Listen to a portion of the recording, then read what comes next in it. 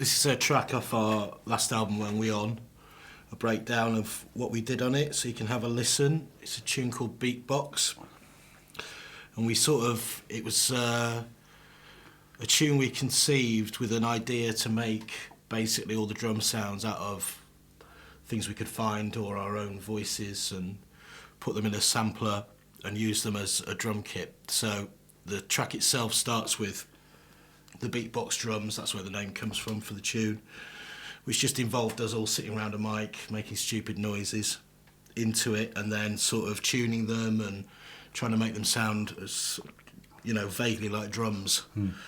Also, we had a couple of other weird recordings in the drum programming, I guess, which is we had a umbrella which we opened up and mic'd and put a heavy reverb on, and that runs throughout the whole tune. And don't know if you can hear that. Yeah, now. It might be a good idea. The start of the track starts with these beatbox noises. So umbrella. Oh yeah. That's the umbrella. That's the umbrella. So that's just, it's all vocal stuff basically. And I think that's how it started, really, wasn't it? We've got the rhythms going, and then I think you kind of started on the strings, didn't you?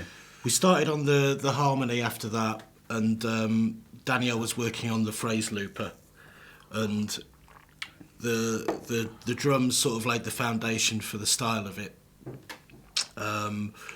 And then it was another sort of jam situation where we just sort of worked around the harmony, tried it with the vocals, and got things sort of settled until we were happy with it to create the sort of the harmonic basis, I guess, if you ever listen to the... Yeah, I suppose this first section was a lot of what we jammed out came from in this section, didn't it? So there's a lot of the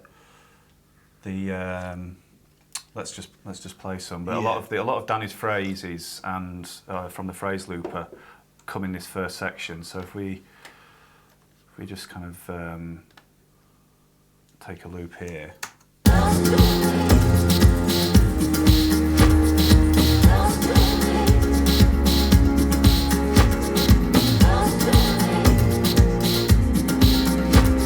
We have this string stuff from Jim, which was kind of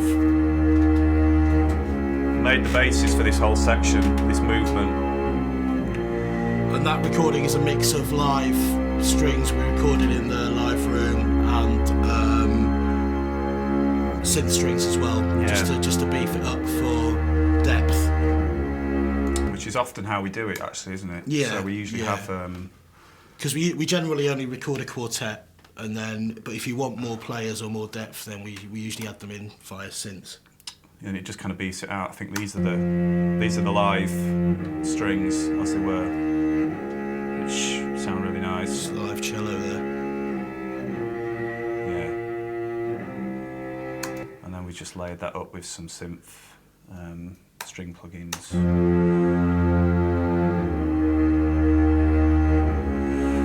And then it was probably a combination, actually. We've got Miroslav, which are old sort of recorded ones, and the session strings on the Contact, which are really good sounding and great to, again, use for ensemble stuff where you want to get some depth in there. So also interesting with this section as well, the intro section, there's no bass line per se in it. It's the low cello octave runs the bass. There's no movement in the bass at all. It was all about just letting the drums rhythms move over quite a stationary harmonic sort of setup. So that became conscious quite early on in the process. We thought, we don't need a bass line yet. Let's just work as is and see how far we get. Later on in the tune, we do get a bass intro. So just have a look. Just show you this is the first loop that Danny does. Close to me. So it started off as Close to me. As a loop station thing, which Close to me. I think we actually ended up having a mixture of the actual original loop station, which is this top bit here, which is probably, I don't know, God, God knows how many tracks layered over, looped up constantly. Close to me, And it has a really nice grainy close to me, sort of raw quality to it. And I think they've close to me, basically been backed up. We've picked out all the harmonies, recorded them properly with our Rode mic, I think. And I think both of them are double tracked. So we've got close to me, the mid one or the high one. close to And me, that's the high one. And this is, close to me, that's the high one.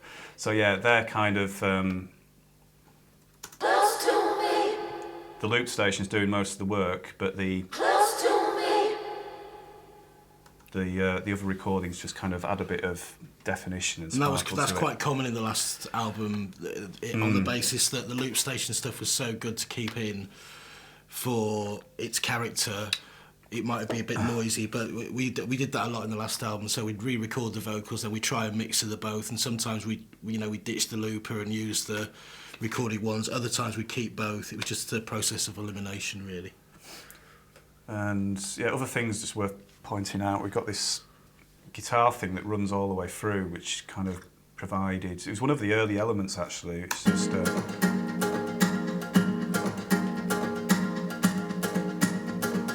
Which is just the acoustic guitar played barred across, just playing the harmonics, and it just kind of carries. It just adds a nice rhythmic element really throughout the first section.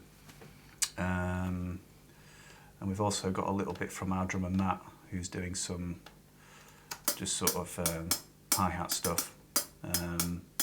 It just adds to the sort of general rhythm really that's going on.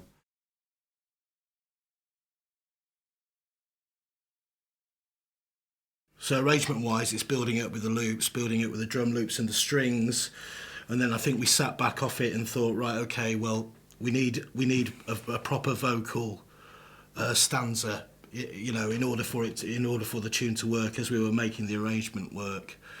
So Danny wrote like a lead vocal line, which only appears once in the tune.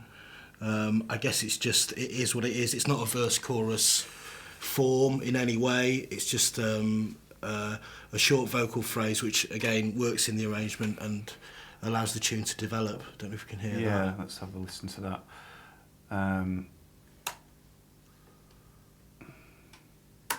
How could I know that we were meant to say something that was never clear?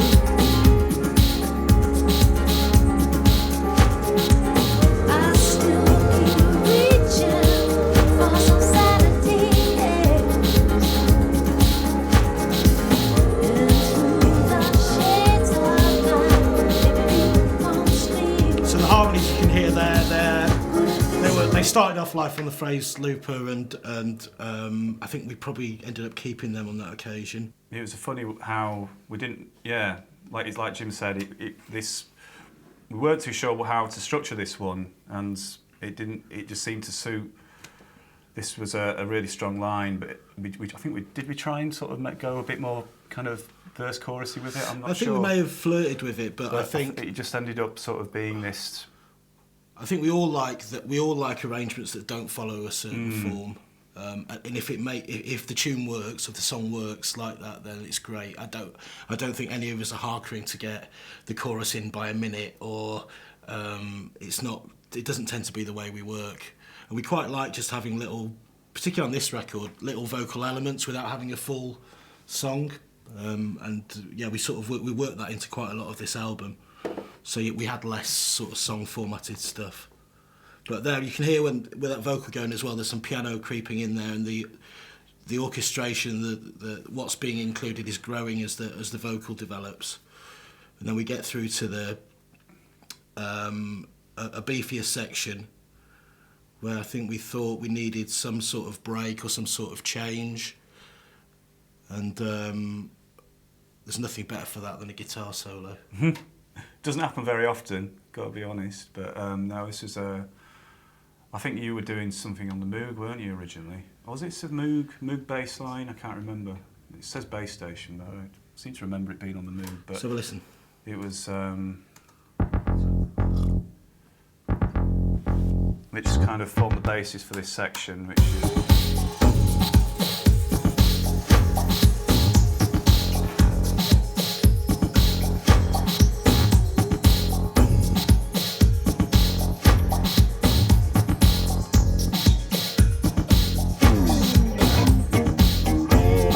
Leave it playing, sorry, because they can hear it. So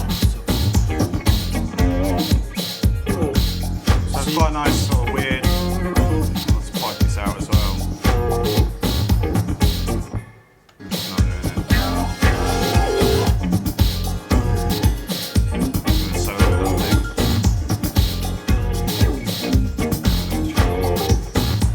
Yeah, the guitar is on an octave, so it's playing like a low octave below the actual solo. And that's the introduction of the bass, you know, at that point, which is how long in is that when it comes in? So we sat back off the bass quite a fair bit there.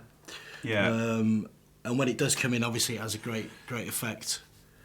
It's sort of a kind of, yeah, it's sort of spacey funk section in the middle of it, isn't it? They've got, which is a bit I really love as well, is this, I was trying to solo it earlier, there's this, we've got this harp sample, which I'll play in a minute.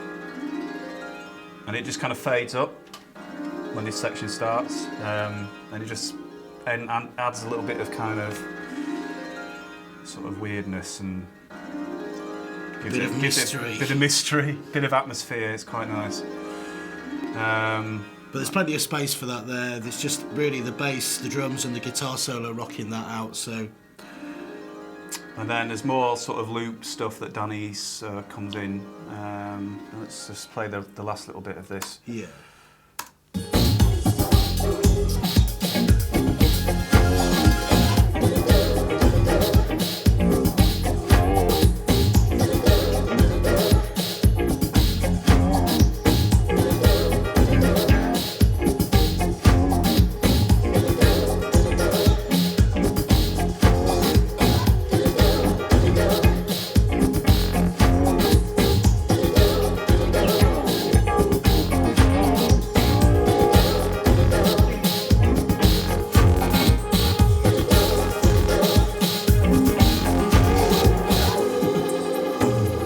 So harmonically, that section's really just stayed on the tonic key, and the guitars rock the solo over it, and then we've worked that into really what is the final push for the original chord progression,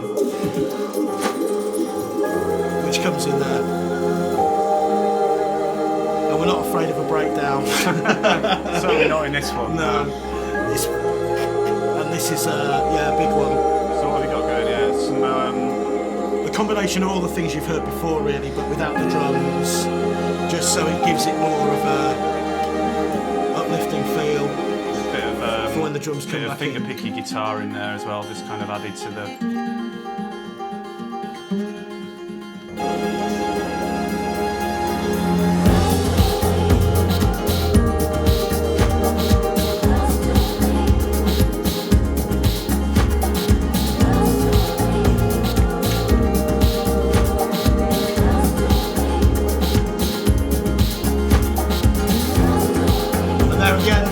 Bass coming in, finally adding to the string chords from the first section, so that gives it more energy for this final section.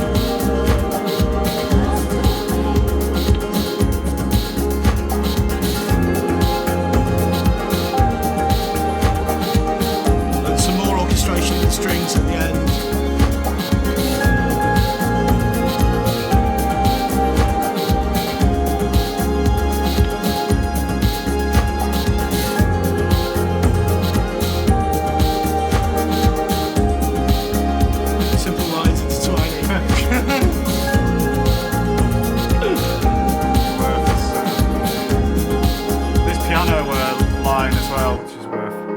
Really sort of plays quite a big part in the end section. This is just again echoing the first section really, but just kind of giving it some more energy and along with the live bass, it really kind of It brings that last section really to life, maximum yeah. climax. So we've And got also there's quite a nice, the strings are kind of a bit more arranged there as well. yeah, there's aren't more moving lines at the top end. There's higher string lines just to add more drama and to take us to the end of the tune.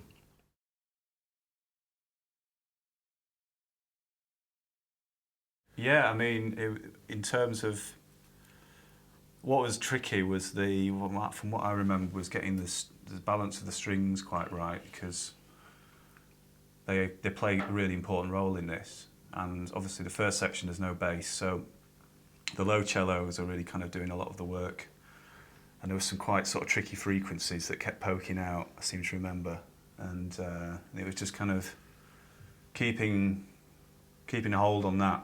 Also, automation plays a big part as well There in is, the mix, yeah. in terms I mean, of when you're using live strings particularly, because in some places you don't need them, to be really firing. You just need a tip of the texture.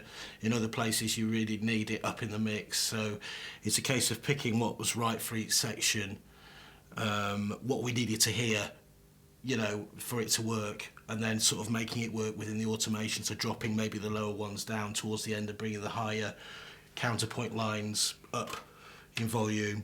But yeah, it's just getting the right balance, because there's a lot going on in this, and especially with the end section, with the elements that were really, and they're all important elements. So like getting the right balance between the piano, the strings, the acoustic guitars, and what needs to be, working out what's doing the work and what's driving the kind of bulk of the sort of chord progressions. And it was a little bit trial and error, and a bit sort of, just trying to kind of pull bits out of one and bits out of the other, and it just, yeah. Again, with automation, wasn't it, really? Things like the picky guitar and stuff Yeah, like there's that. a lot of automation going on. We Yeah.